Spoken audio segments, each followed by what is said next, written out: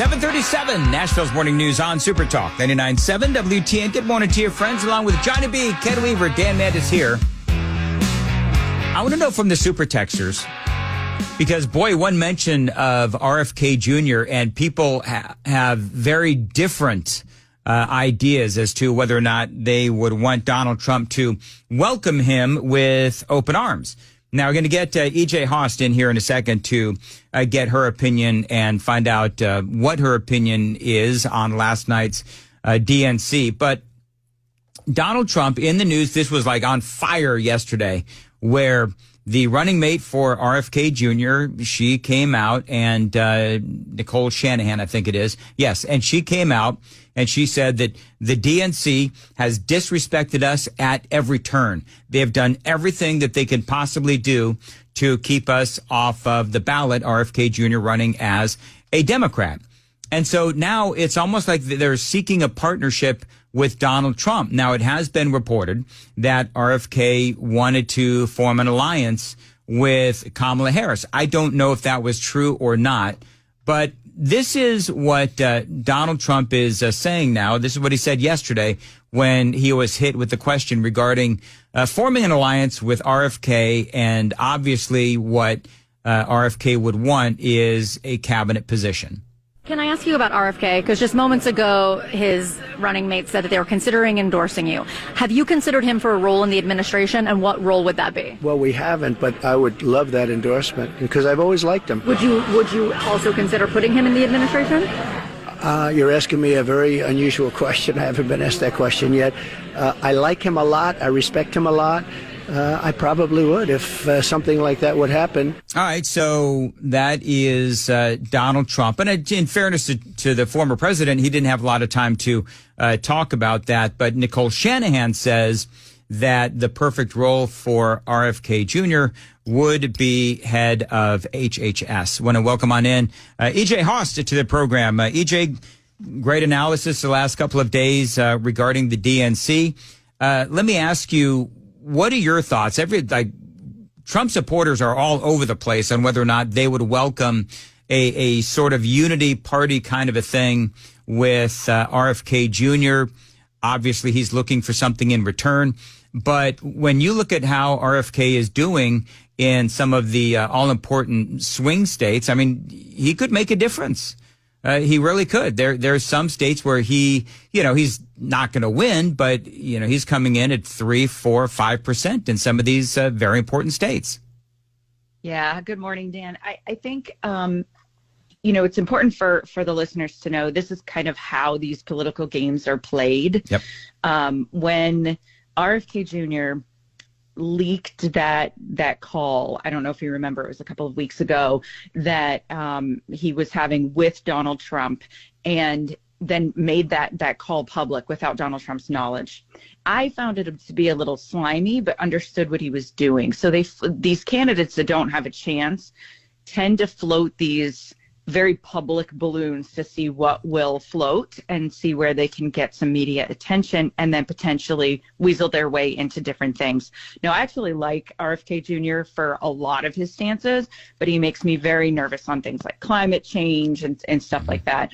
So whether or not he deserves a cabinet position, I think we should all just understand that this is a game they're playing. They're trying to secure some sort of political future. I do think that he would bring more votes to Donald Trump than he would have to Kamala Harris. Mm-hmm. So I think there's a net win there for the Trump campaign. I would just be really careful in what kind of position you put him in, because, I've seen people floating Secretary of State and some weird things like that, and absolutely not. No, not Secretary of State. He can have something to do with making sure we never have to be forced to get vaccines again. You want to put him in that role? Yep. I'm all in. But I think we should be careful about how we think about this game and how it's being played by RFK Jr. So if folks have been listening to our conversations the last week or two, folks know that you were a longtime resident of Minnesota when Tim Walz was in Congress, and then, of course, as he was the governor. Folks are saying that he's been caught lying again, this time about he and his wife utilizing IVF to get pregnant. This is a couple of the things that he has said. Today's IVF day. Thank God for IVF. My wife and I have 2 beautiful children. And this gets personal for me and my family. When my wife and I decided to have children, we spent years going through infertility treatments. And I remember praying every night for a call for good news. The pit in my stomach when the phone rang, and the agony when we heard that the treatments hadn't worked. So he has either come out or intimated many times that he and his wife had to use IVF to conceive their kids. And so that now turns out not to be true. The campaign had to come out and admit, no, they've never had to. Even CNN came out, the reporting came out, and they were the ones that forced the issue on Tim Walz and IVF. So I'm going to get your opinion on that, but real quickly, because it's just really funny. I love what J.D. Vance said about Tim Walz. I'd like to know how you were prepping for a debate with Tim Walz, who has described himself as a bad debater. Who's helping you, and how are you prepping? Well, I found a good friend from back home who embellishes and lies a lot, and I'm having him stand in for Tim Walz. That's what we're doing during our debate. I mean, I love that. That's very funny. And you know what? Kind of true, because it sounds like that is what Walz is becoming known for, is just, you know, after 3.5 years of a lying Joe Biden, now we've got a lying Tim Walz. It's hilarious, actually, to see Tim Walz, who we've known, people who live in Minnesota, we've known for a very long time that he's an exaggerator. Everything he says or does is exaggerated, inflated, you know, for political gain or to get attention or so he can, you know, be on the news. He inflates everything. So not at all surprising to most of us who lived under his tyrannical rule. However, it's encouraging that it's finally coming out on the national stage. It's just a nice nod to those of us who tried to sound that alarm a long time ago, and it's finally coming out. But, you know, it doesn't surprise me. He and his wife, it appears that they did have some struggles. And listen, I have a real soft heart for that. People close to me have also gone through similar trials. It's not easy, but you don't have to embellish it to get the story. Really, his own story, the truth of his journey with his wife and his children is good enough. Yeah. So he just feels this need to embellish every story. You know, he's just, I hesitate to call him a liar, but obviously we know now with the stolen valor, he's just a liar. That's all there is. I don't know another word for it. Yeah. And after, again, not to belabor the point, but I will, because that's what I do. After 4 years or 3.5 years of Joe Biden telling lie after lie, not only about his personal life, but also about his policy, his past policy and so forth, and all the lies that he's told about Donald Trump. I don't know. Hopefully America at this point understands what Tim Walz is, and certainly what Harris is, Kamala Harris is, and we can all move away from the untruths. But unfortunately, based on last night's DNC, it looks like they're going to continue down that road. I want to play for you an audio bite from Barack Obama last night, and he talks about the bumbling and chaos, not of Joe Biden, but of Donald Trump.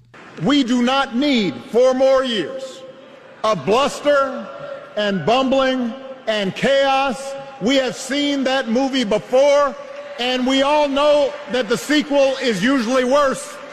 I mean, it's almost like, do you have any self-awareness? Do you understand how you sound? Because Joe Biden was the epitome of bumbling and chaos.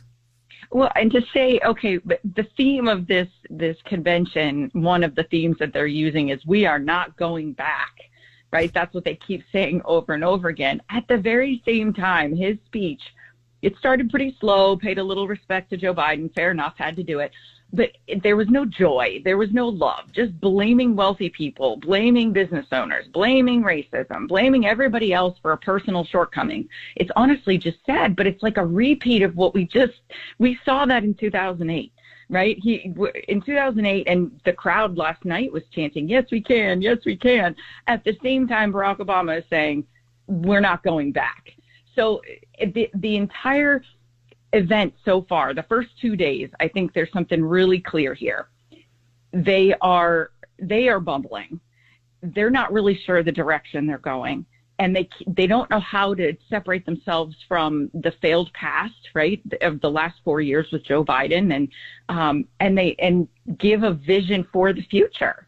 It's sad, and I didn't feel like Barack Obama's speech. He really had it in his heart. If you look at, he's been a very good speaker, obviously. 2008, nothing better than listening to an Obama speech for these people that are in the room. But it lacked a little luster. It was just very divisive and angry, where I was looking for that positivity where he was going to try and lift people up. Now, Michelle Obama, on the other hand, proved that she is an excellent actress and that we should all be very glad she is not the nominee, because she got that crowd going in a way that has not happened in 2 days. It was pretty remarkable. Yeah, this was, and I played this audio bite in, I think it was a 6 o'clock hour early, but this is Michelle Obama. This was everybody's favorite moment. Who's going to tell him that the job he's currently seeking might just be one of those black jobs? I mean, I gave it to her. That's a great line. But the thing is, it is so over and over. Yeah. Yeah, it is so lacking in perspective, though, because let's face it, there's a lot of jobs when illegal aliens are coming into our country, white jobs, black jobs, whatever. If you're an American, your jobs are being lost by these illegal aliens, along with many other things. And so there's just a lacking in context and perspective there at the DNC.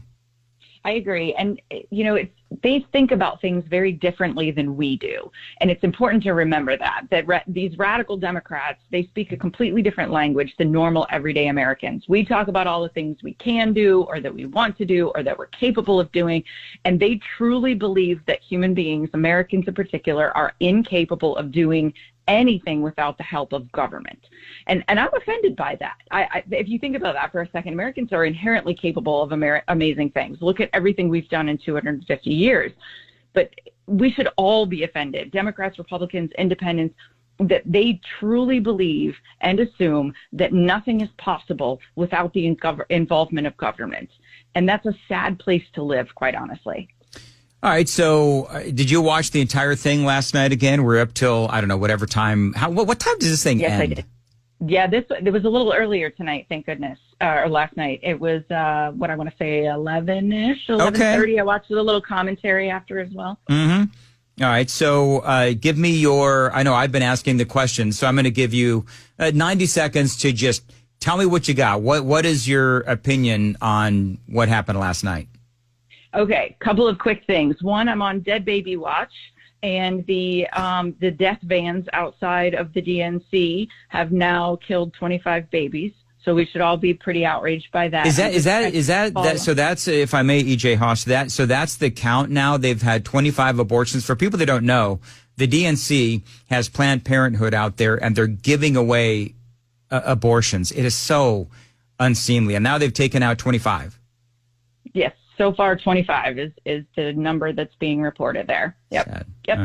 Right. We have now been 2 solid days. I also watched a panel yesterday with the female Democrat governors, Whitmer and the one from New Mexico, Grisham, I believe her name is, and others.